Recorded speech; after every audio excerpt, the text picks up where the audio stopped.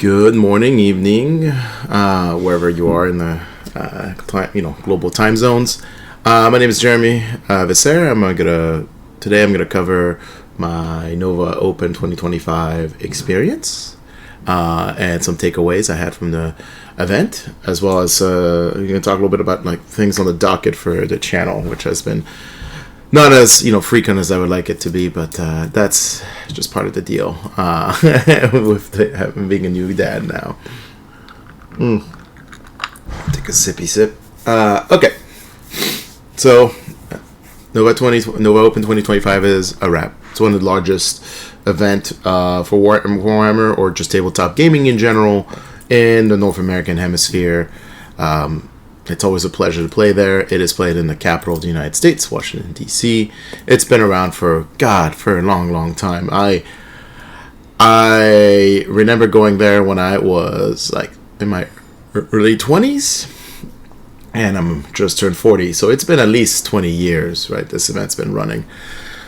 I think it's been, oh my god, I'm talking about a blast from the past. Just having like a little memory lane there. God, I was just a wee lad when it was still around and playing 40k, predating obviously Age of Sigmar.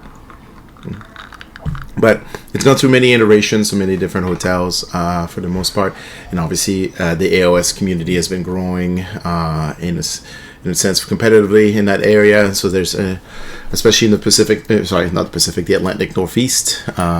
So I would like to. Additionally, there was some some West Coast folks, and Canadians, and all over the country or the hemisphere, I should say, who came to play at this event, and it was great. I highly recommend it. It's a lot of fun. The vibes are good. The venue's great. Outside of the slightly more expensive beverages at a hotel you can buy because it's DC, and DC's an expensive city in the United States. But outside of that, if you step out of the hotel itself, it's pretty reasonable experience. And you're also, from a context, I was going to bring up the map. You also like the Washington hotel is where basically we're playing, and there's just a lot of things on this, basically down this street over here, to do, drink, food, a lot of great venue. And if you keep walking down the street, eventually you'll hit the White House. So it's not that far away from everything to do in DC, right? Like if you wanted to go see the museums and so forth, not that far, right? The Smithsonian is over here. The National Gallery of Art is over here. So you're really not that far. And if you want to take the train down to the city, I believe the Union Station is somewhere around here, which is just very accessible. Like I said, to just public transportation, and just the venue is great, and can't complain. It's just right off the downtown area, and if just you're tired of playing Warhammer or tabletop gaming or board games or whatever, you can go take a trip down in the city. And the weather during this time of year is just fantastic. So there was no humidity. It was beautiful, just shorts and t-shirts weather, and no and not a lot of heat either. So A+ for that. But for the most part, I spent my entire time in a in a convention hall playing Warhammer. We played in the RTT on Thursday, which was 3 games in one day, and then we played for 8 games for the GT. And this format it doesn't require you to play the 8 games, but it doesn't there isn't a day 3 where basically people walk away and the top 16 play. There's you're going to compete in your pods, so you're going to keep playing. If you want to win you can still win your pod, which comes with its awards and trophies and so forth. And so there's incentive to play all 8 rank. And what a pod is basically it's just a breakout of effectively tiers inside the tournament for the different types of records overall. So there was definitely a top 8 cut, then there was a top 16 cut, and then there was a top 24 cut. It just keeps going down. I think there was 5 or 6 pods. I don't remember. But there was a lot of pods. So it really incentivizes you not to drop out and continue playing the event. But if you want to just go downtown instead, there's no one stopping you to do that, right? So I highly recommend it. But then you wouldn't be hanging out with some of the best Warhammer people on the planet at the event. So I don't know. Take that as you wish. So, I'll go over my list a little bit. which I think what people are more interested in. Okay, good. It's not clipped. So, ignore the giant meme of the Team America song, "Freedom Isn't Free," which, for context, my Karen and Overlord were originally painted for Team America about like 4 years ago, in case we brought them. So it's nice for me to be able to play them I play them every edition in a competitive setting until I get bored of them. But they're all painted in like Team America colors. So we're gonna continue the theme here. Though this time around, I had to paint like a bunch of the new Vorngrim. And I ran out of lead belcher paint for the event, and I tried to find some locally, and I could not find any. And I had no metallic whatsoever. Well, I had a different metallic, but it didn't work the way I wanted to do. So some of my models were like, painted, but like they had some metal parts that were not, like just primed, because I just literally ran out of lead belcher. I can't believe I ran out of lead belcher. It's the paint I use quite often, and then, but when you paint like giant slabs of metal, I don't know if the camera will pick it up like this, like eventually you're gonna run out. And then so anyway, it's just kind of funny from my perspective. I hate showing up to an event without like at least like what I considered like above tabletop ready quality. I just don't like showing up with minimum paint, or tabletop ready quality paint. Anyway, that's neither near there. I want to say I brought, I think, I would just say the unconventional KO list, and I don't mean that in a hipster way. I mean that I'm playing a KO list that fits my like play style. I'm not a big fan of the other. It's not saying it's bad, by the way. I'll caveat, like obviously, like lots of players having lots of success with Double Frigate and Skywarden and Brock and so forth. Not all dismissing from that. I just don't like an army that basically devolves around like defeating my opponent in like one turn. I just don't like that. Now, that makes me sound more horrible because the point of my list is to play 5 games and grind you out. And in some cases, it's been described as me holding people in prison and beating them over and over repeatedly. And that's what the Harpoon crews basically do. And I apologize to all my opponents who felt that way. I just, would you rather be quick and painless or long and painful? I guess, it's up to you. But I do enjoy giving my opponent the ability to actually play 5 rounds instead of just maybe only playing 2. So I don't know. Maybe I just have the wrong perspective on how to look at it. It just fits my play style a lot more, and I'll go into like what it does. So 2 regiments, 2 drop. Brock has the first regiment with 2 units of reinforced Scourge Gown Haulers, the 2 reinforced Harpoon crews, and then the second regiment is a Code Right, not the soggy one, just a regular Code Right, with Shrewd Opportunist Command Heroic Trait, which is it lets you pre-game move 2 infantry units. Celestial Burst Grenade, the artifact. A frigate with the Voidstone Repulsor event, which is a Sky Vessel upgrade from Soggy. That's the one that's a 12-inch aura. If any of my friendly units are picked by an enemy spell, on a 4-up, you ignore the spell mechanics, and the wizard takes D3 mortal wounds. And then the Gruxon Waterboard Cylinders are +2 move, so that frigate goes up to 12-inch move. 6 a reinforced unit of Skywarden, and then a reinforced unit of Salvagers, and obviously the faction terrain piece.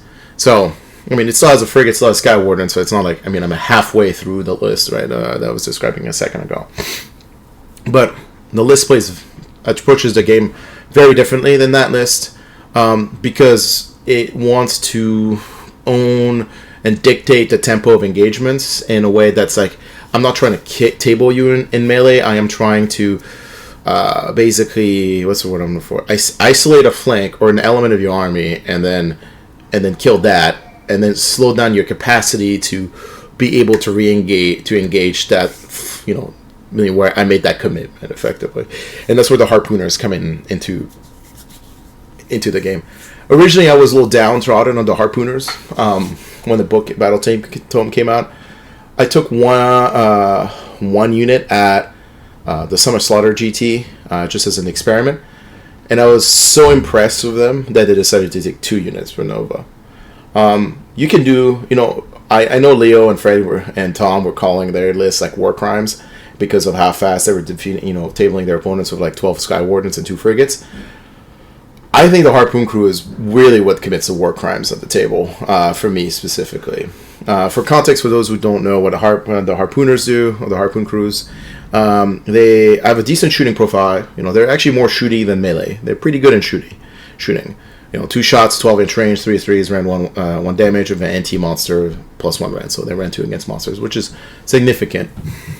And then the melee profile is like 2 attacks, 4s, and 3s, ran 1 damage. But the Salvager's mechanic does buff them for the extra rend as well. So it's pretty okay.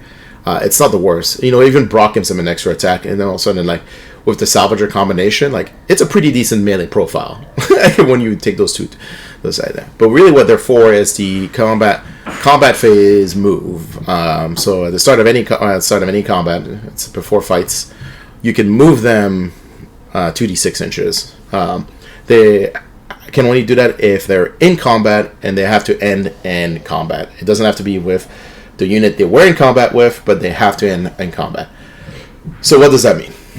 Well, I think most people with the first face value, even me to an extent, read it as, if I get charged, I have the ability to kind of jump over the unit that charged me to prevent them from piling towards my boats, which is the first kind of tech piece, utility you get out of them in terms of that element. But then there is also the other piece, which is they can, and this is where I've discovered I've fallen in love with this unit, is you can charge enemy units, use the 2d6 move to either position them in a way where your opponent's unit cannot get effective attacks into them, or you're using it to jump into an objective, or you're using him to jump to engage another unit, or to get into position to engage another unit, like I have with your pylon, and then effectively you're locking these units potentially in combat. So if you're facing a double, or if you're trying to prevent your opponent from taking advantage of winning priority, they can lock down melee units in position and make them they don't have retreat and charge. They're just kind of stuck fighting this harpoon crew. And the worst part is, if most melee armies tend to be kind of not wide, they tend to play near each other. There's a situation where even on their turn, they can't even fight the harpoon crew that they were engaged with, because they might just leap over to engage something else, or leap over to engage your faction terrain, or leap over to engage your endless spell or manifestation, and then all of a sudden you're no longer, because those units didn't charge, they didn't get to pilot and fight, and then you just lost a whole turn of activation of these units. And that's what I've discovered about the harpoon crew, that it's immensely powerful. It's just that the ability to shut down melee units, not at will. It requires your opponent to really be spread out, or mismanage their placement, or so forth like that, or throw a manifestation your way you can leverage as a jumping point. But in many ways, it makes the unit that's kind of it's if you played KO in the last edition or 2 editions ago of the Warp Lightning Vortex spell in the bottle, it kind of feels like you have that again in a sense, because you can control the ability of your opponent to maneuver. And this is where the Code Right comes into play.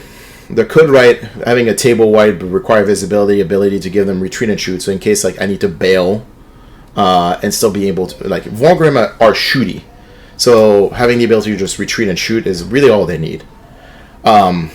Especially if you can retreat, shoot, and then you're still keeping yourself engaged in, say, a faction terrain piece, then you can still do the leap, which I've done that to 1 or 2 opponents, and that's incredibly annoying. The other thing too is that in a turn where I need to go reach and let's say, because I have restless energies in my battle tactic, and I need to take an objective away from my opponent, the fact that they get the pre-game move, I can also redeploy during my opponent's move, because I'm going to do a second, and then they get their 12-inch, and then if the Code Right gives them +5 OC with his mechanic, they can engage a unit, leap out to minimize the amount of attacks, but get all the bodies they need to steal the objective. And then they get a 6-up war too, because they're Pioneer and Scavenger battle formation. So the Harpoon crew for me has been kind of I would say the workhorse of the army in many ways. Granted, they're not doing all the damage, but they're allowing me to score my battle tactics, disrupt my opponent's plans, and in some matchup, the shooting is incredibly useful. And I'll go into those matchups in a bit. So, I'm not going to talk about all the things. Look, guys, I will make this comment about like the gun haulers. They're completely stupid, but I'm dropping them out of the list. If I get to play this list again before any like major nerfs, like I'm not taking them. They're not worth the points. After playing harpooners and like salvagers, I'd rather have another frigate and more salvagers, or another frigate and more harpoon crew. Like I'm like, not because like I'm gonna do this, play the frigate as this assault mechanic. I just rather have the extra -1 to hit aura that I missed not having in the list because I only had one frigate. Don't get me wrong, the gun haulers are good and too good. They just did not fit the army I was playing that much. I felt like if I had another like more Von Grimm, I would have actually done better at the tournament than I would have if I just didn't take the gun hauler. Not to say like they are bad; they are incredibly good. They just don't fit this army at all. This was the first time I played them with them. It was my first time experimenting with them, and I walked away from the event like I was kind of like, they're not a necessity. Like they did do things that like I just don't. I think I could have gotten more value if I just had more Von Grimm basically at the table. And so hopefully the Von Grimms don't get adjusted too much. But the gun hauler is good. It's really good. I don't think I need it. I think I need more bodies. less gun haulers, more bodies. I know it's gonna be like a very like probably like a hot take, I guess, but I just don't. I'll give you a context. Like a lot of the times, the shooting from the gun haulers either did a lot or nothing because it's very spiky, and the movements it has, it's very good. And the ability to pin things is also very good. I already do the harpoon crews, so I wasn't too worried about the pinning. I didn't need more pinning, basically, is what I come down to. They're very tanky, which meant they were very good at picking for intercept targets. I get that. I could, I should have just picked I could have picked the Code Right as an intercept target. Like, no one killed the Code Right any game. Like, he's too hard to get to. So, like, I should, in hindsight, like, it's not like the 2-up save is really nice. The 20 wounds is very nice. Do not get me wrong. But I didn't need it. I literally didn't need it in the tournament. I can't think of a single matchup where, like, having the gun haulers was better than just having, like, 10 more, like, Von Grimm. And I know, maybe I'm wrong. Maybe some of my opponents will probably say, like, no, that they were super significant. I just, in hindsight, did not feel like I needed any of them. There's also the reality, if something gets nerfed, that's one of the units that gets nerfed and point cost increase. Personally, I think the Scourge of Guy Wrench gun hauler probably should be removed entirely from the game. Not because of like anything like specifically that it's over the top powerful in comparison to other Scourge of Gairan thing. I just don't like the Scourge of Gairan as a concept sticking around after a battle tome has come out for the faction. Like I don't know if they wrote those rules with the context of their battle tome existing for because obviously they released these before the real battle, all these new battle tomes were coming out. I just like I don't like I feel like I'm playing 40k a little bit again, where I'm getting to an accounting level of like rules, and I just don't want to go back to that. And honestly, like maybe a revisit, so I'll go in specific into my games, but I want to revisit the Scourge of Gairan components when we talk about my game against Caleb. All right, let's go into the game breakout. So my first round was against Basil, who played a local guy to the northeast. Know him personally, fantastic human, love the man. But he had taken a break from Warhammer for a bit, and his name is probably very familiar for some of you. And unfortunately, he had taken a break, and his first round opponent is me, with playing probably one of the most busted armies out there, KO. And he's playing his a new, I would say, an atypical Seraphon list for Basil. He typically had played Slaves of Darkness, had a lot of Seraphon. Seraphon's his true love, but he was trying something different. And honestly, it's just it's so hard for that army to he charged a full 6 Agrodons into a frigate and did 4 wounds. The entire army is just has such a hard time punching through the 2-up save. of the army. And the other issue too is that like with all the ability of movement, shooting, like present, melee, like, and the fact that like it's just like everything just felt like when you compare the two armies together at the table, it felt like there wasn't enough wounds for the Seraphon player, and that while the KO player had like equal to or more wounds, but like just superior melee, superior shooting, like everything, right, and superior tech, and yeah, so. Not a super great matchup. One of the other thing too that's like really like I didn't talk about in the list review, but the auto engines are also incredibly useful at using him to stop counter charges, and that's something like I don't think people have really talked about a lot. Like it's just like being able to prevent like efficient counter charges just makes like these types of melee armies having such an issue. For against KO because KO can be very conservative their playstyle and like min-max and scalpel the things out of something and not have to worry about another unit getting to aggro, basically getting to fight them or counter charge them because they can lock down the counter charge with an auto engine. So alright, so that was Basil's game. It was not a pretty game. I apologize, Basil. I love you. Then I played Tyler King, a.k.a. Kenneth King, but he goes by Tyler. And he brought Kevin Craig's fault. He bought the Corn AR. And that list is, very good. The Corn AR this is pre-nerf Corn AR, 4-up ward and everything. I just was lucky enough to play him on a wide mission.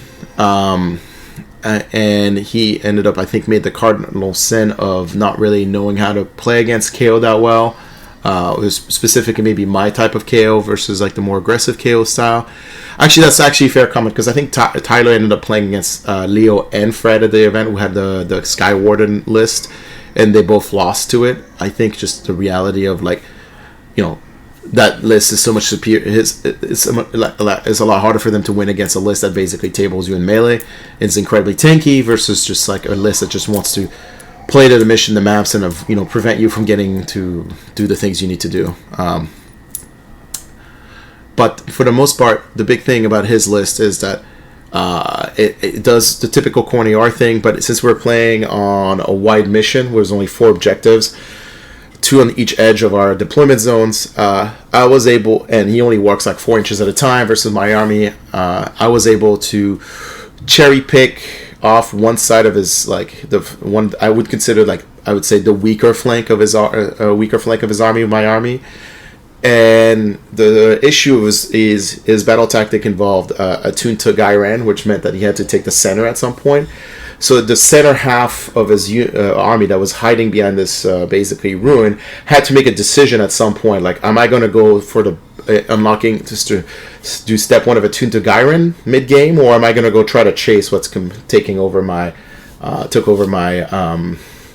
flank on the other end? I also got lucky in some ways. He failed his first turn on my turn. He failed the obscuring on that home objective roll, which allowed me to shoot off 1 character. And he also made a mistake where he threw one of the Bloodstoker into my 10 salvagers, and they killed him. So I got to basically get a character for free on his turn. And then so he was basically, I think he had 5 characters on that side, 5 or 6. And by the end of turn 2, I think he had lost all of them just from it wasn't even through shooting. It was just through sheer amount of melee. The salvager getting the 3-up of the Ran 2 of all the volume of attacks and everything. And they felt pretty safe about any kind of counter chart from the center half of the center board units because they were kind of hiding behind this terrain. But they didn't want to expose themselves because he saw how to move them to do a tune to Gairan, right?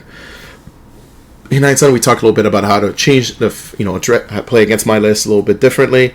And I think if we re-rack the game, it'll be a lot harder for me to win. The big takeaway. I also had a really random spike event that didn't really matter in the game. The turn he did go for a tune to Gairan, two of my gun haulers were able to covering fire spike 5 hits or something stupid, and then did like 3 wounds on one of his character, only one of the 2 characters on the middle, and then that guy basically failed all of his save and failed like way more than half his ward saves, didn't make his 5-up roll, and then died. Like, it was just like an incredibly insane save, and it was also just a salty injury because like at that point, like, I was running away with the game. Like, he wasn't going to be able to score like anything really in terms of battle tactic.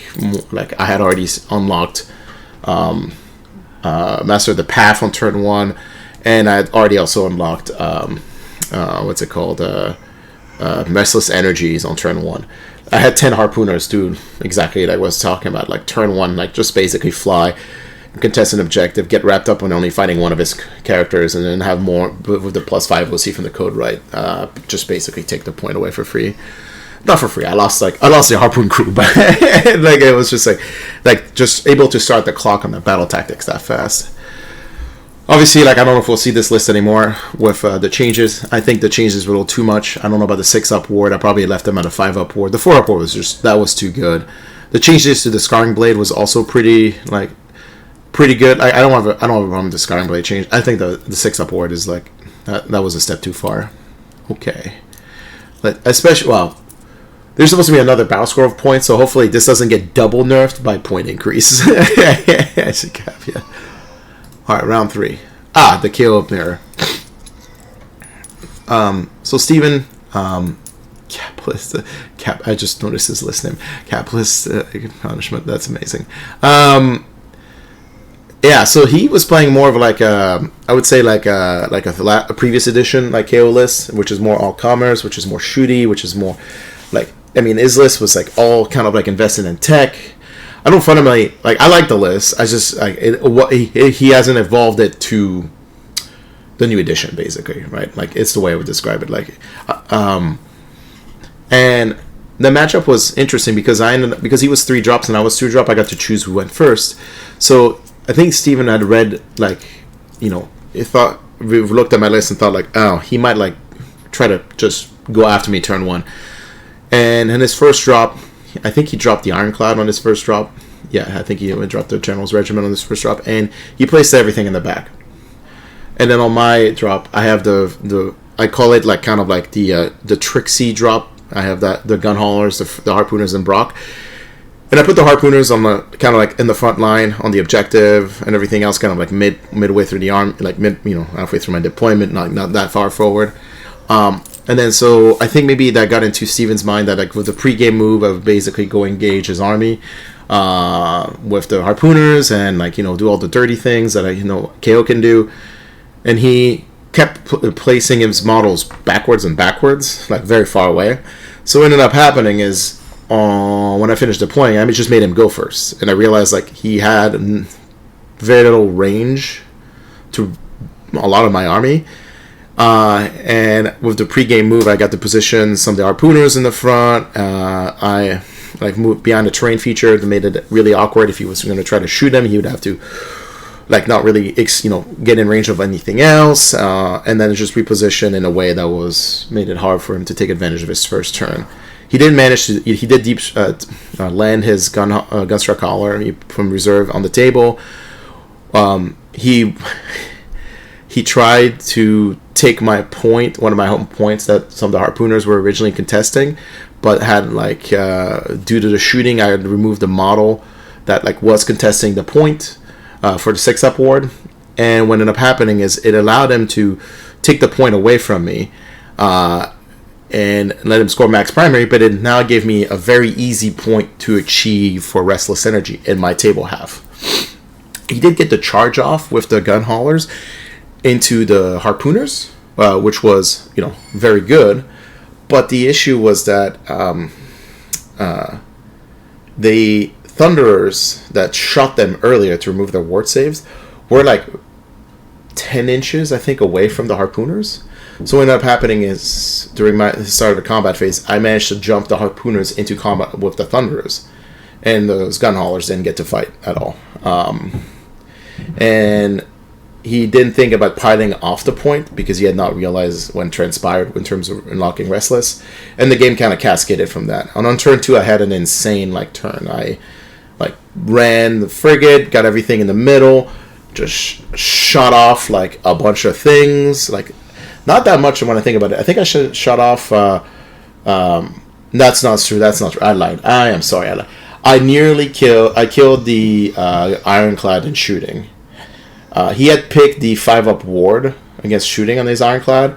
And I even asked him, I think at the end, first, you sure you want that? Because I have the burst grenade. And he was, I think he had made, maybe he made the comment, maybe he misunderstood my question. I don't know. He kept the 5-up ward on it. And I stripped the 5-up ward, shot the frigate, the Ironclad to death. And then I made an insane 11-inch charge with my frigate. I even because I picked a run and charge with Brock that turn.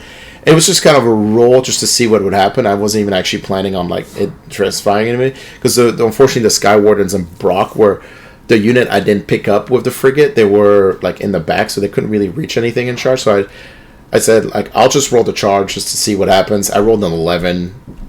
So the Sky Wardens and Brock basically got to leap like an insane distance and then pick up his Arcanaut. Like, and it's just like the game just cascaded down from there. All he was left with by like turn 2 was just like mostly Drekkie and the frigate and then the 6 engine riggers. And to his credit, like he wanted to play out the game and like get as many points as he could. And I love that mentality. And he did exactly that. And he tried to scrape as many points as he could, even though the game was just not. It was very one-sided, like from the get-go.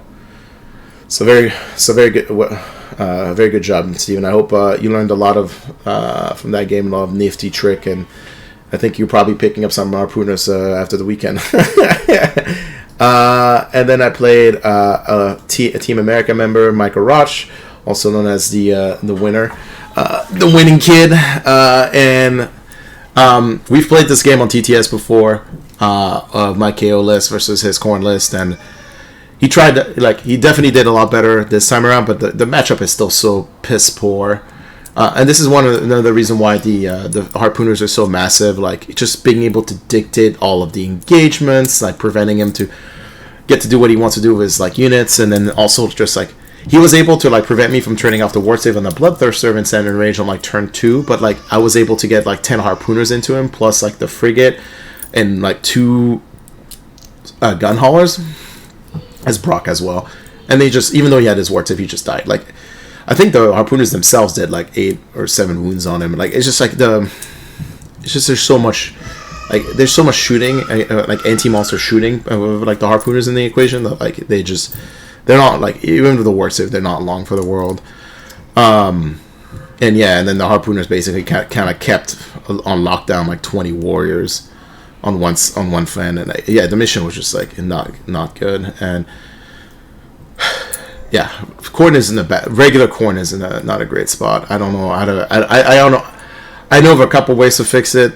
I feel like a couple ways to fix it, but we'll see. Like, point adjustment is probably not going to be enough for corn. It's gonna. I feel like it needs a straight rewrite in some cases.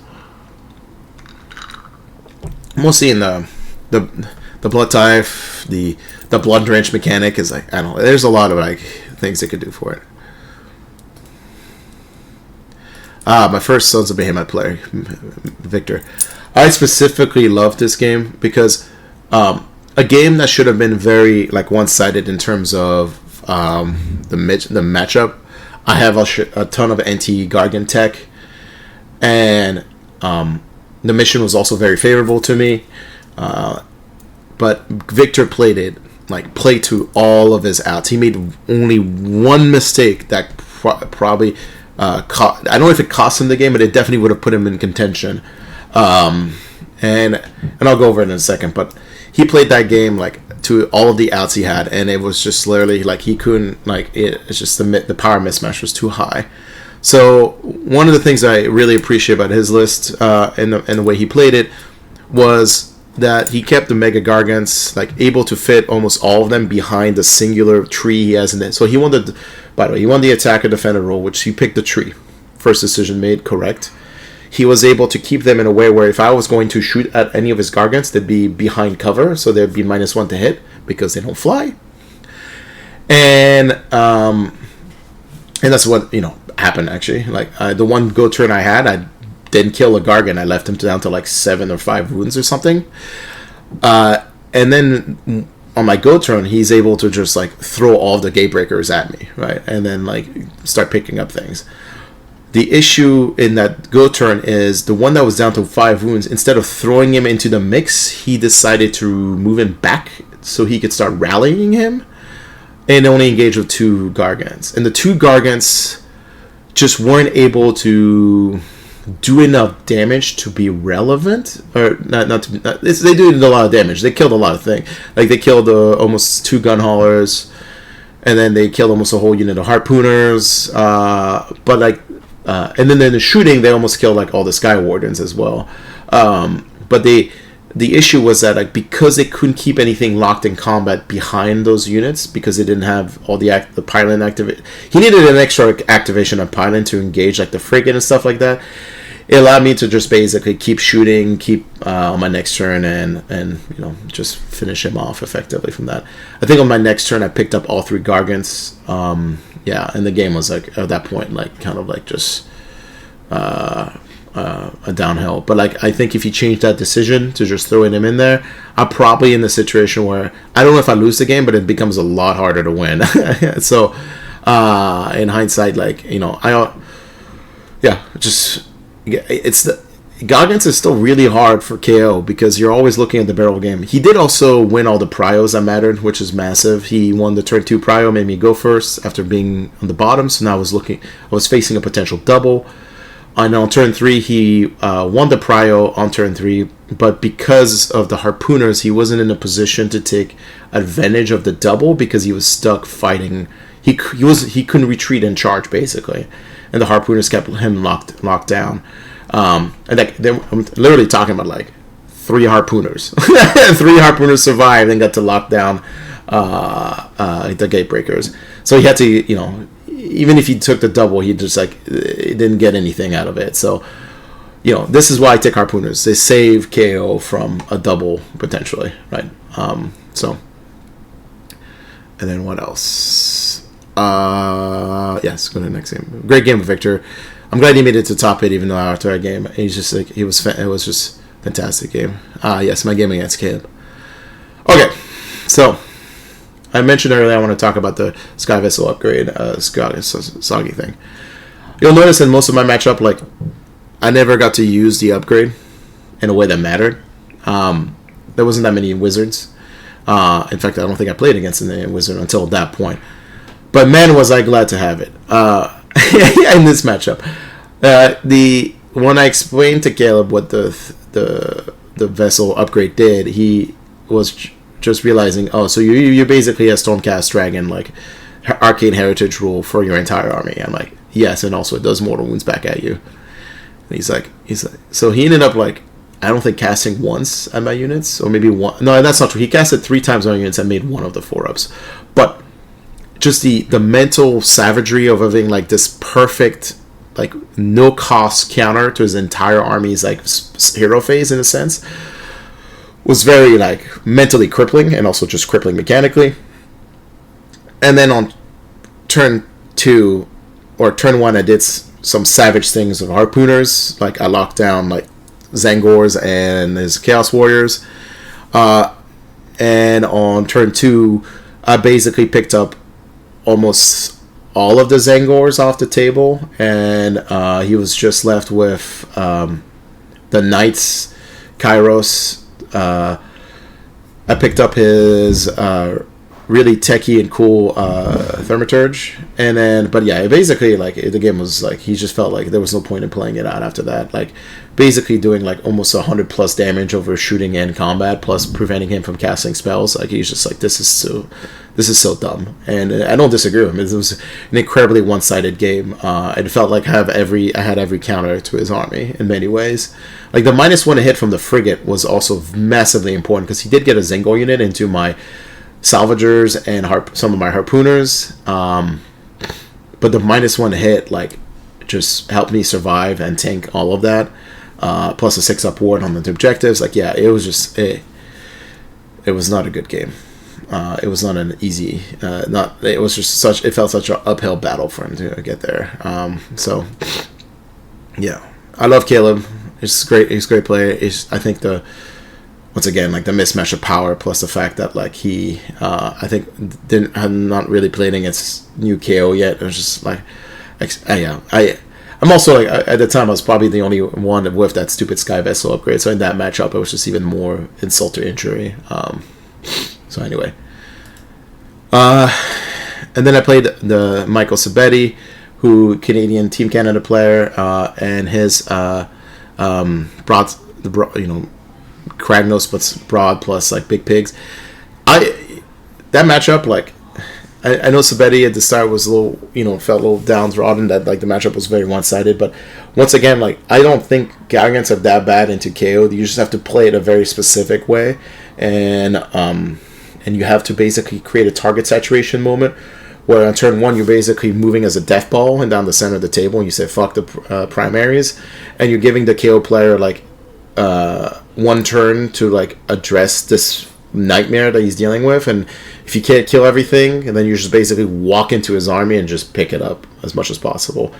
But unfortunately, Sabetti played in a way where he tried to play the mission, played wide, and it let me cherry pick off things. He did get like, I made a mistake where that almost cost me the game, or basically I forgot I ran some auto endurance and couldn't charge to prevent a counter charge into my salvagers from the second Guardian, because I basically on my turn 2 I killed Broad and his Tusk Boss on Monkranta, and then on that in the combat phase sequence, and because he got the counter charge, he got to swing that War Stomper into the salvagers. But if I had just made the counter charge, that would have left the salvagers as a screen, blocking him to get into my boats. But because they got picked up by the War Stomper, now he had like there was no screens, and he got Kragnos, and the War Stomper was starting to like eat into my screens. But he made then an activation mistake that allowed me to pile my Sky Warden away from the War Stomper, because he engaged them with his Big Pig, and I was able to pick up the Big Pig, or not pick up I think just like hurt him a lot. And he wasn't able to get to the Sky Warden. And then on my next turn, because he won Prio on that turn, on my next turn I was able to just come around, turn off the ward on Kragnos, and just pick him up with Sky Warden shooting, like everything else left shooting, like the leftover Harpooners, the Frigate, everything. And then all he had left was like the War Stomper Mega Gargant with like I think he already had taken a bunch of wounds at that point, so he was like half wounded or something. It was not a pretty game from that point forward, but it was still like up in the air. Like it came down to a couple like decision point. Gargants are very hard for KO to deal with, because you can do a lot of damage, but like it's usually not enough to clear all of the Gargants, and then all it takes is like 1 or 2 Gargants to just get a couple good activations into you, and you're just like, once you start picking up all the like the infantry or the frigate itself, it's like game over. Especially since he can like pick up the frigate and move it, with the suplex roll. So yeah, it was a very, very close. The game was a lot closer than it looked on the scoreboard. I'll tell you that. Last round is against Fabian, and I will go over that game in more details momentarily. I'm going to take a break for a little pause for a second. Sorry, I'm back. I take a brief pause. It's finally time to talk about the last round of the game, or the tournament. Sorry, I'll get my thoughts correct. So last round, I'm playing Fabian. So we're having another French off the second time. He won the last one, and he won again this one. So he is a superior French player. It makes sense. No, the game was going to be basically the antithesis to all the previous games I have. So let's take a breakdown into like Fabian's list.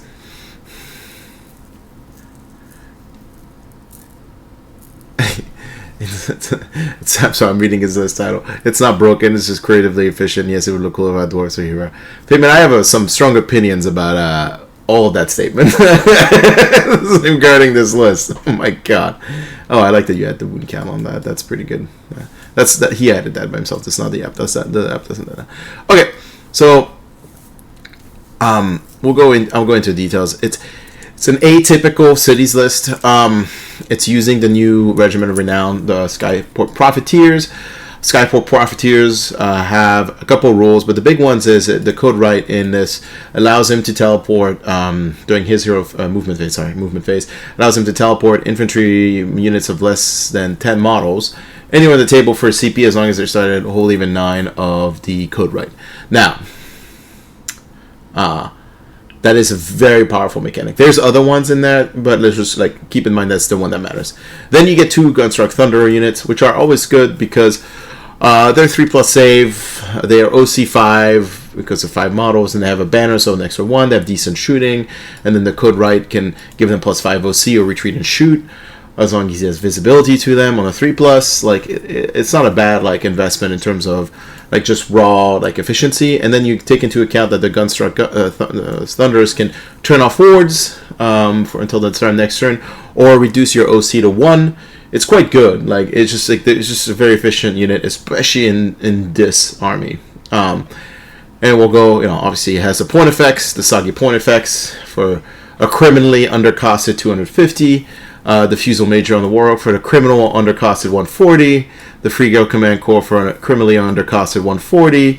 The Ironwell Great Cannon for criminally undercosted 100.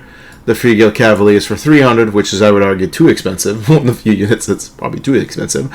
Callus and Toll for criminally undercosted 210. Martial Envoy for 90. Martial Envoy for 90. Freego Command Corps for criminally undercosted 140. Freego Command Corps for criminally undercosted 140. And a Battle Mage for 90. Now, I know I'm being particularly mean of calling it criminally undercosted, but I'm basically taking KO to this event with the Soggy Gun Haulers. But for the most part, the city's index is just a war crime in itself for the last better part of the edition. And I'll caveat, this is the second time I had to play against new cities or post buff cities in a competitive format. If you're a good player, or if you're an excellent player, or if you're a player that is good at basically loves playing an army that has a complex decision tree, cities is the army you will want to take because you can't lose with cities. I mean, don't get me wrong, you can lose, but it's one of those armies that's just can't lose. It's just not one that doesn't how to frame this in a sense that makes more sense. It doesn't necessarily have these big win factors, but it just literally cannot lose games. If you play affinities perfectly, you cannot lose the game. It's just incredibly efficient, has a toolbox for bloody everything, and it is also potentially one of the most interactive army in the game. It just does things, and it doesn't care what you do, for the most part. Now, barring that entire explanation of cities, his battle tactic path, Master the Path, Intercept and Recover, was effectively, in hindsight of the game, was a little weaker than my tactic path on the mission we were playing. And I will go into how the game went.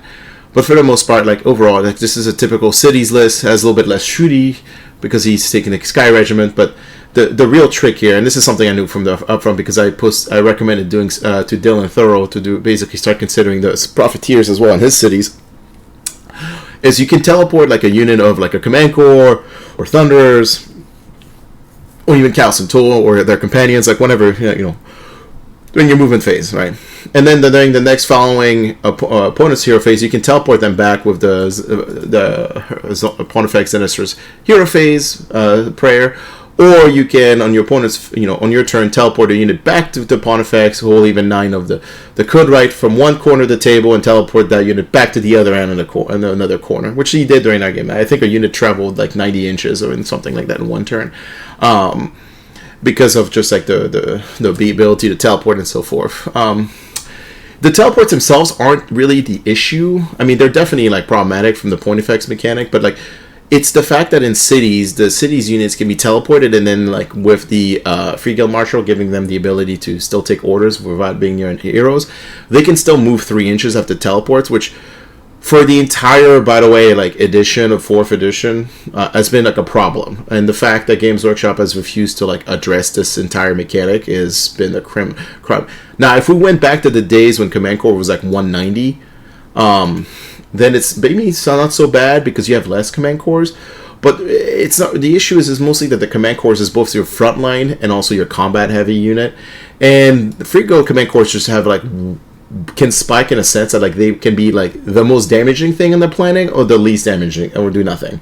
Like there's a very weird like thing, but like in his specific combination, right, between giving them an extra pip of Ren, giving them an extra attack on the charge, giving them the ability to move in the movement phase after being teleported, like, and plus one wound with Cosmopolitan, like that unit, you're basically kind of removing its kind of very spiky nature and making it like a consistently incredibly efficient unit. Now, Games Workshop, I don't know why decided to keep all the weapon profiles in Command Core from last edition. I thought we were basically done with this because almost every new War Scroll doesn't have new has basically reduced weapon profiles. So, like, I don't know, like even the new Harpoon, Vongrim Harpoon, like have special weapons that like don't get any rules. Like they literally have special weapons in their kit that don't get any rules. They just basically, I guess, decided not to release rules for them. And Free Guild Command Corps is like the one unit left in the game, I think, that still has all these weapon profiles. And I'm not gonna make this whole stream about like how cities is busted, but I just want you to understand that like Fabian's list, in my argument, is equally as OP and broken, or just cities in general, as KO, as Corn AOR, as everything else. I think what makes it less enjoyable than maybe some other, like Corn AOR and maybe even to an extent KO, is that much like my army, it holds you captive for 5 turns, and it basically lets you do nothing. And everything you're doing does nothing. And everything you want to do does nothing.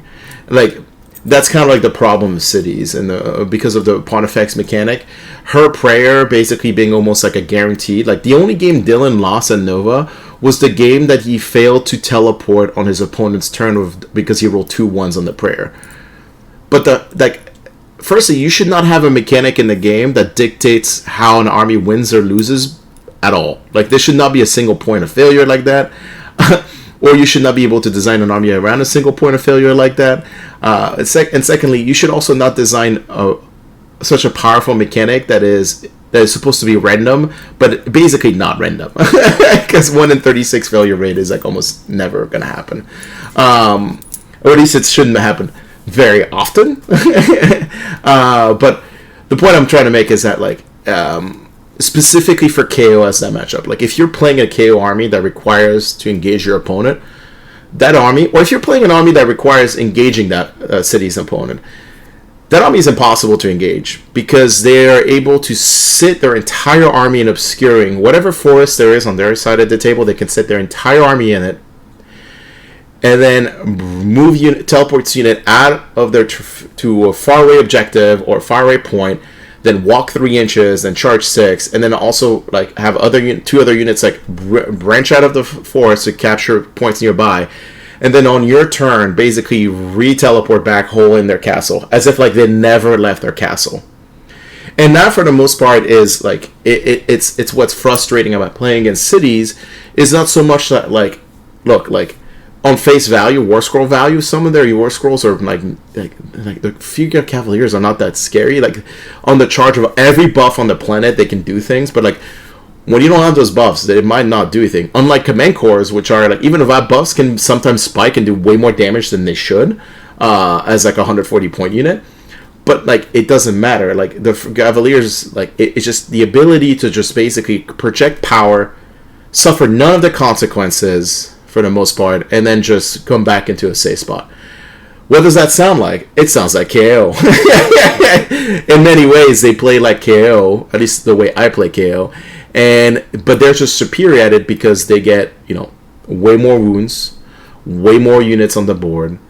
They have okay shooting, like I'm not gonna. In his version, he has minimal shooting in comparison to Dylan's list, but they have pretty good shooting. Even that cannon itself during our game picked up like 5 out of the 6 Skyward and threw a -1 to hit. They have a great consistency, great support. They have like it's a complex army to play. It has all of these rules. Oh, I didn't even talk about the fact that he brought Forbidden Power, which has the bridge, which he can then teleport another unit if he needed to. Like he can literally play his entire game from his table corner and reach the entire table. If I didn't have my terrain feature in that matchup, I knew up front that like he basically could. We're playing a 6 objective mission. We knew up front that like if I didn't have the screening that the auto engines bring, like I'm just gonna lose the game. Like there's nothing I can do. He can just keep outscoring me on primary the entire day, and I knew all these things, but it doesn't change the fact that like you can prepare, but you can't change a lot of things going into the table. So Fabian is a fantastic player. He makes, and I love this list for him because it really plays to his strength, which is that Fabian is one of those players that is a risk management player. He basically like will execute he will make very few mistakes, and an army that gives him a wide decision tree of options just he plays stronger to his like ability, I guess, like his 5-head play style, right? So like yeah, not criticizing like Fabian at all. I just criticizing Games Workshop for leaving cities in this state for the beta, basically the entire edition. Like Free Guild Command Corps used to be 190 at the start of the edition and went down to 140. It's point per point the most efficient unit in the entire game. I'm not even close. It's 3 wounds on a 4-up with a built-in ability to get a 5-up ward, and then with 2 CP disruption. Also, like its melee profile is like above average for a unit at that point, and in fact, arguably like some of the best weapon profile. Like all it takes is you to roll 2 6s on a Whisperblade to make your opponent like basically want to quit the game. He did do that to me. Actually, he rolled I think he rolled 12 damage on a Whisperblade against 10 harpooners. Like I mean, like it's just like why is this like? I know it's incredibly unlikely, but it's just like the fact that it can happen makes that unit like insane. Like you have to manage command corps in that state, and they're also one of the most tankiest thing on the planet because like they're 4-up save a 5-up ward, and they can come back with the Brazier, which just brings back randomly like if they're not in combat and a whole even range of them like D3 extra models. Like it's super significant. Yeah, the whole city's fucking indexed, and I'm sorry to curse, but like it. In the hands of top play, like if you guys nerf KO, I'm gonna be playing cities. Like if you don't touch cities, like the cities army is insane. Like, and I literally have it in front of me that I'm working on. I've been slowly painting it for a while now, but like it's just like I don't know what you guys do. Like this regiment of renown in this army is just fucking obscene. It's so obscene. I mean, I knew it the day I saw it in the leaks, and I was just like texting Dylan, like, you need to play this in your army. It's so obscene. Anyway, so going to the actual game. So I have Master of the Path just like he does, but I have Restless Energies, and he has Intercept and Recover. In the game, basically, I approach the game like, I'm going to try to score Restless Energy and take an early lead on victory points, and then just try to score primary and not engage. That was my original plan, right? I made him go first. He teleports a unit on my home objective. He gets 10 points. Turn 2, turn 1, bottom 1, I decide to shift my entire army. Actually, let me go see if I can find the mission so I can actually show you guys. I think this maybe is like the more relevant like thing you guys want to talk about. Let's go to the site that shall not be named. And let's go to the mission. Sorry guys, I was not prepared for that. Which one was it?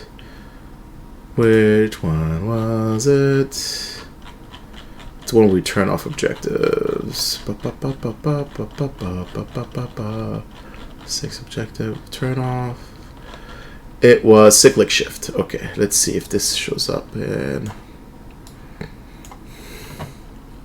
yeah, there we go. See if I can get a bigger. It's like big. Perfect. Do I still have my epic pen? No, I think I lost. Yeah. Okay. Well, you guys will just have to follow the cursor. Okay. So I started 10 harpooners in my purple. Started 10 harpooners right in front of here. Keep in mind the terrain is not the same. We were playing a different terrain set for that day, but the missions, like the terrain's kind of irrelevant in this. And then I pretty much had the entire army like by green objective. I had the auto engine, the Zongrim support here, and my first turn I moved the 10 harpooners off this point. I knew I wasn't gonna get the point from the scout move, but like I wanted to start them closer to the center, because after I saw his deployment being all basically in this corner and then one command corps back here, I decided that like I'm just going to shift my entire army in this direction. So I got off the point, and honestly it's okay, because if he just teleported like a command corps, he could have just moved them 3 inches. If I tried to body block him off the point, he could have moved them 3 inches and then just basically get a free round of activation into my harpooners for no penalty, and then just probably killed them or picked them up or did enough damage. And he could also like teleport it on the red one. Like the thing is, like, because he gets to touch these objectives and then on my turn gets to teleport them back into his castle over here, there's no incentive for me to try to fight them at all. So like I just felt like I didn't want to lose the early resources. So he basically he tags blue, he has green, he tags red with like 1 cavalier. By the way, this woods here, in the way the terrain map we had it was like basically right here. So he could tag the objective with his cavaliers and be wholly in cover, or wholly obscuring, I should say. So he teleports a unit here, tags it. He had Thunderers contesting this green, and then a command corps over here, and he gets max primary. Right, cool. My turn. I decide not to go back for purple. I decide to stick to the original plan, just keep shifting down. I did redeploy some harpooners that were here that I moved away from red to over here, forward during his turn, and then with an auto run and plus 5 OC, I managed to take this objective to score the first restless energies without really doing anything. Like I can't shoot anything, nothing's visible. Like I can literally, like he redeployed the Thunderers behind the obstacle. We had a large obstacle over here instead of a small one. Like I can't shoot anything, and that's okay. Like I mean, this game wasn't going to be this. Like I played, the RTT plus this. I played 10 games of me actually doing things and engaging my opponent, and this entire mission gameplay against cities is like, how do you not engage cities and score points? So I score my battle tactic. I score only 2. I only have 2, 3 to his 3 because he still kept purple because he teleported off it with. And he still retained it. I didn't actually put anybody, so he had 3 objective to my 3, so I only scored 8 primary. He gets, I get the first one, so I get like 13. So now he gets underdog. I think he won prio and made me go first, and then he turned off green for control. I think he did it because he thought that I lost the ability to get a ward save on my Vongrim, because their mechanic is they contest an objective, they get a ward save.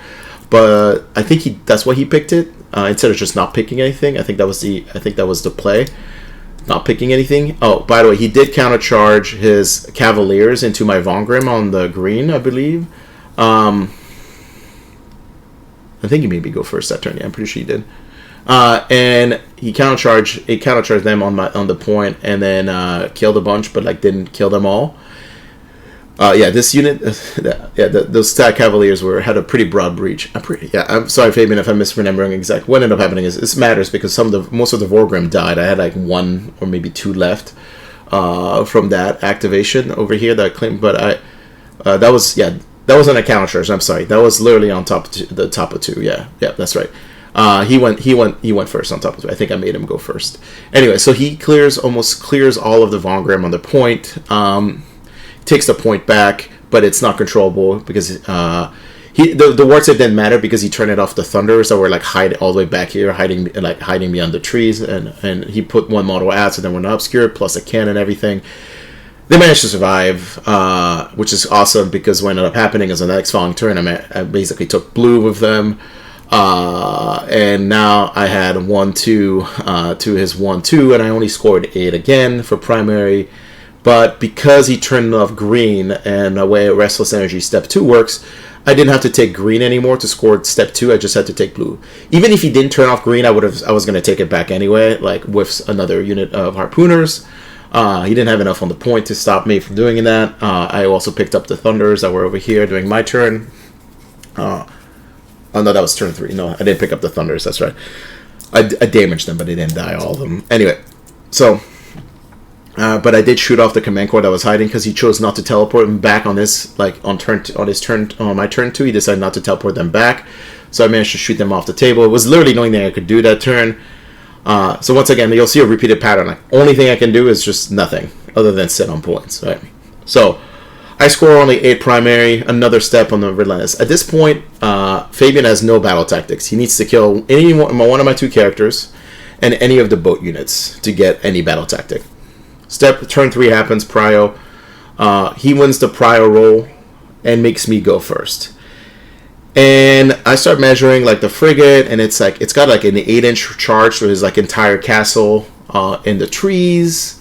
It has he doesn't turn off any objective, and I'm like at this point I'm like in my head is like I need to build a bigger lead because I haven't scored more objectives yet.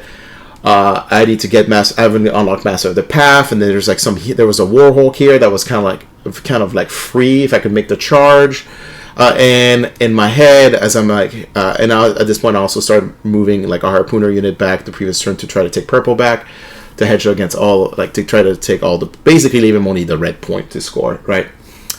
And I'm with all the auto engrams and the gun haulers, I've effectively removed his ability to teleport on blue, red, the back corner, the trees, the green objective, anywhere in the center. Like he can really only teleport on his side over here, and then the harpooners ended up over here and then took the point. So like he could really only deploy on this side. There was a little space over here, but like it was just like he was mostly limited to here. Gives me top of 3, and I'm like, I decide to just move the frigate with the salvagers on green, and then move the Sky Wardens behind, move with Brock.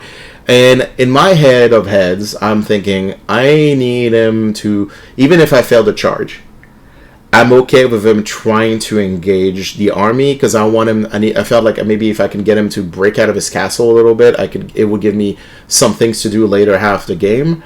But it was really dependent on him, like maybe failing some rolls, like the +1 wound roll, like all these things. But that didn't happen. On this turn, he actually failed most of them for the first 2 turns. So like, it was like he was due for like a turn. Like, so he got every buff off on his turn 3. Sends all the Cavaliers into the frigate. Sends a command corps into the 1 Sky Warden left and the frigate, because he shot 5 of them off with +2 to hit. And ran 3 with the cannon, did like 10 damage, picked up 5 of them, and then picked up the frigate of the first activation. The 10 Free Guild Cavaliers did like 6 mortal wounds, and then just picked up the frigate, didn't all out defense, and 1-2.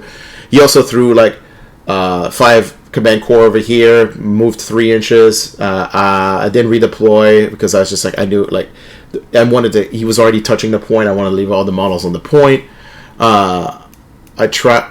He wasn't touching the point. I made sure that he was 6, like he couldn't touch the point, but it was just like, I just like, I had 2 CP left, and I didn't want to be at 0 CP going into this combat phase, so I did not redeploy over here.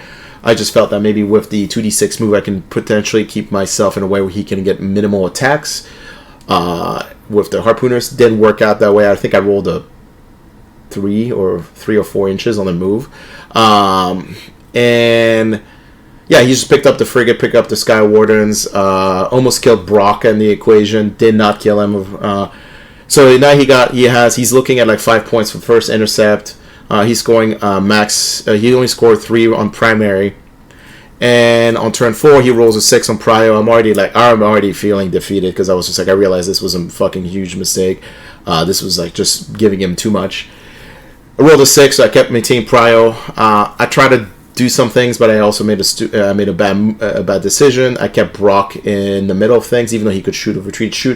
I just kept him there instead of just completely just retreating him.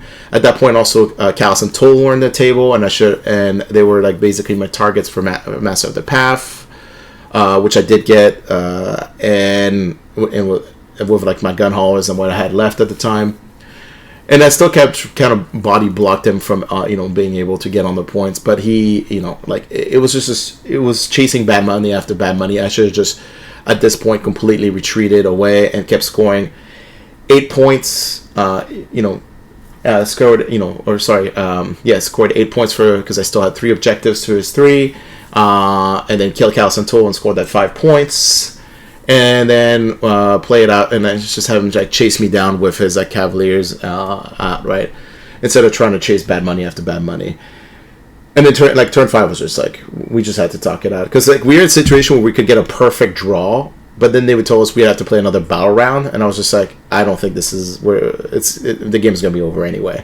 So we just like we talked it out to what would happen in that turn, and I'd get my points, and he would just win by 2 points effective, because he could get I gave him Master of the Path during the previous turn because I didn't move Brock out of the way during my turn, and then he had step 2 of Master of the Path, I believe, afforded to him because he just needed to body me on the no man's line, right? So, which is very easy with his army because he has like 1 million units, right?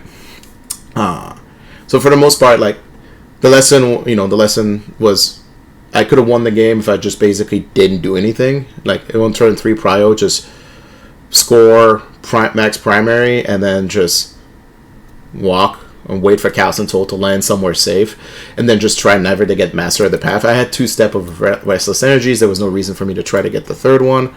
To be fair though, like I could have, I almost got the step 3 of Restless if I was able to take the green objective back, which is probably why I tried to throw everything in there. But I forgot that the Free Guild Marshal gives like an insane like +3 OC to everything. And even with the +5 OC on the Salvagers and the other unit, like he just still had like scored me on the point. So it's just I didn't even get the last step of Restless. If I did get the last step of Restless, I probably would have won by 2 points or 3. It was down 2, so 3 points. But because I did not get Restless step 3, I failed. But the real path to victory was when he gave me turn 3 prio was just to score max primary and then just wait another turn.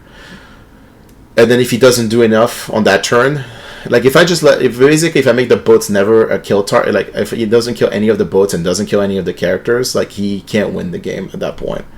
And that's the thing is like I didn't recognize like I knew I needed to play the game KG, but I didn't recognize the math. I didn't do the math equation before the game. I didn't count down like how his win path would be. And which is something I advocate for that everybody should be doing. I just like did not do it. It's game 11. And I'm just tired, and honestly, just having good vibes of everybody at the event. I didn't like at no point did I sit down between rounds and just like analyze his list and analyze the mission we're playing. Which, by the way, you should be doing. Don't do what I did. It's the lesson. And he ended up, winning the game by 2 points instead of me winning it by more by just doing nothing. But it's hard to play like an army that wants to do things, that's been doing things the entire tournament, and then like all of a sudden like you have to pivot completely in that matchup and just not do anything, and that's how you win the game. It's also like not fun. I get it, it's a competitive format, it's not necessarily supposed to be like rewarding fun in that sense, but like it's just not fun. Like having an entire army sitting and obscuring that just basically has complete table like reach, it's just like the mental like like if I didn't have the auto engrams, I lose the game. Like I don't know how you can't stop them from like touching points basically as a KO player. You don't have enough like bodies to prevent things from blending in different areas of the table. No, it was a great game. Like I know how to beat it if we play if we play a mission at 6 objective like that. Like he's gonna have to do. I know how to play it. He'll have to do a lot more work to get points out of it. I won't do the same mistake twice in that regard. The mistake I did against Dylan was similar, but it was different in the sense that like it was a different type of mission, and even that one was like I was favored on that mission. Against the Dylan game at Summer Slaughters, I was not favored because of the mission, so I had to like scrap for outs on that. It was slightly different, but in complete retrospect, like Fabian's a fantastic player, and he played that army flawlessly, and I did not. I made a stupid mistake in turn 3, and it almost cost me the game. And then I had some outs into turn 4, and then I still didn't get any of it. Like, one of the things I probably should have done in that turn, I didn't need to charge. Like, even though I decided to stick around on turn 4, I didn't need to actually like charge his units. Like, I could have just let him countercharge with the Cavaliers, because then the command core could not have been on the point because he redeployed off the point, and then just basically try to take the point that way. and potentially die from the. Like I get the first activation, and I did have the extra rend that turn, but at least he got like some mortal wounds into me. But if I was because the command core was on the point, that's why I ended up like losing the point. And also because I charged them and they spiked in damage, whatever was left of them. So like it was just serious. I don't know. It was just me chasing bad after bad, and sometimes that happens. You tunnel, and this is what you're not supposed to do. You're supposed to step away every turn and take a look at like how does your opponent. After you think about how you're gonna win, you need to think about how your opponent's gonna win. And I did not do that enough during the round, so it was my fault. I defeated myself as much as Fabian defeated me, right? In a sense, as Tom Guan says, someone said, it's not fair for my opponent if it's me and my opponent against him. So 2v1 in a sense. But Fabian deserves to win. I hate his list. I love it and hate it at the same time. I think it's not good for the game, and I'm sure if people pick it up and try to copy it, they won't have as much success with it because it's a hard army to put island. But if you are good at it, it's literally the most non-interactive gameplay in the game, by hands down. I know KO people shit on KO for being non-interactive, but like wait until you play that army against that army. Well, you can't fight in melee because it will just tank everything and kill you, and then you can't fight it in shooting because it's impossible. You can't shoot it because it sits in obscuring and doesn't have to move out of obscuring. And then you can't fight it on terms of primary because it has the ability to reach every point of the table with all of its spells. Like, just so good. So fucking good. Wow, we're past an hour now recording. So I did mention in the beginning of the show I was going to talk a little bit about like what's next for the channel. I still have to do recording for the 2 new tomes that are coming out, the Feck and Nighthaunt. So expect that up soon. And then I said I was going to talk about missions, how to approach battle plans more. Obviously, like we just kind of discourse into that. I was explaining to somebody at the Nova event itself that like one of the reasons I didn't really want to do a battle plan specific review, or I'm having a hard time doing it, is the way Games Workshop kind of like decided to make the point system work for battle plans. In the previous iteration of the game, like if you just look at battle plans, ignoring battle tactics, there was like a very good approach, like how you're supposed to engage and fight the tempo of the game, because each kind of like tier of scoring was like almost equal. It was like 3-3, and like 3-3 and 4, right, or something like that.